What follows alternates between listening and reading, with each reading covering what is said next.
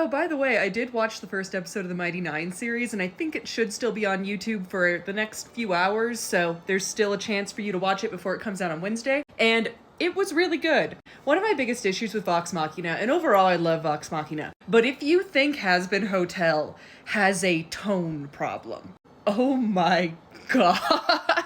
There's a tone problem. And then there's whatever's going on in The Legend of Vox Machina. Vox Machina has a pedo bear joke in the year of our Lord, 2022 or 3, I don't even remember when that season came out, recent, and it punches you in the face, and then the scene goes back to being like normal and serious and no one addresses that. Vox Machina does that the whole time.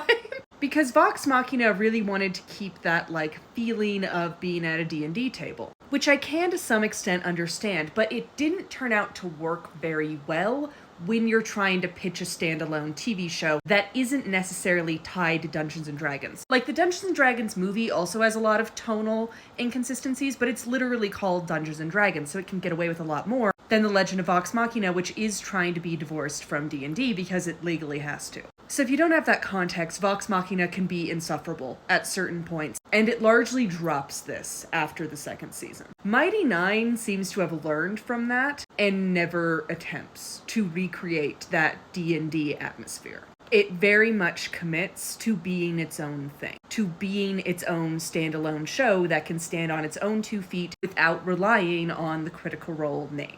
And I really, really appreciated that. And I think it's working really well. The tone is much more consistent. They've gone for a darker tone with some witty moments. But overall, it has a much more mature tone.